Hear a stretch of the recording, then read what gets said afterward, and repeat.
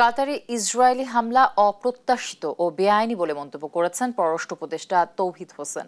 আরব Islamic সামিটে অংশ নিয়ে দেশে ফিরে এই মন্তব্য করেন তিনি। এ সময় জাতিসংঘে ৮১তম অধিবেশনে সভাপতি পদের জন্য বাংলাদেশের প্রার্থিতার সিদ্ধান্ত বহাল আছে বলেও জানান তিনি। মুক্তা মাহমুদের প্রতিবেদন। সম্প্রতি কাতারের ওপর ইসরায়েলি হামলার বিষয়ে আলোচনার জন্য দেশটির রাজধানী দোহায় আরব ইসলামিক শীর্ষ সম্মেলন অনুষ্ঠিত হয়। সেই সম্মেলনে যোগ দেন পররাষ্ট্র উপদেষ্টা তৌহিদ হোসেন। সামিটে অংশ নেওয়া শেষে মঙ্গলবার রাতে দেশে ফেরেন পররাষ্ট্র উপদেষ্টা।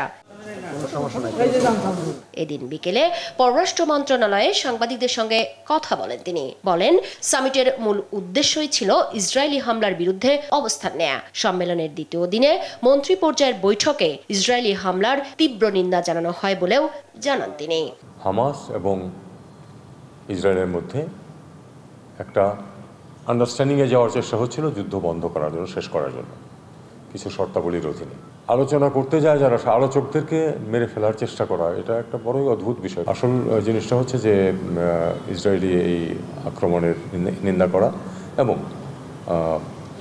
কাতারের প্রতি সমর্থন সহমর্মিতা প্রকাশ করা। পরে পররাষ্ট্র উপদেষ্টা কথা বলেন জাতিসংঘের ৮১তম অধিবেশনে সভাপতি পদে বাংলাদেশের প্রার্থিতা নিয়েও। আমরা অনেক আগে এটার ক্যান্ডিডেট দিয়েছি এবং আমাদের প্রতিযোগিতা ছিল আসলে আমাদের মধ্যে এবং সাইপ্রাসের মধ্যে।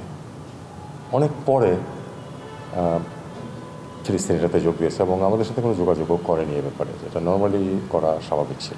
ফিলিস্তিন এই নির্বাচনে অনেক পরে অংশ নিলেও প্রতিদ্বন্দ্বিতায় কেউ কারো মুখোমুখি নয় বলেও মন্তব্য করেন তৌহিদ হোসেন। ঠিক আছে, থ্যাংক ইউ। মুক্তা মাহমুদ, দেশ টিভি, ঢাকা।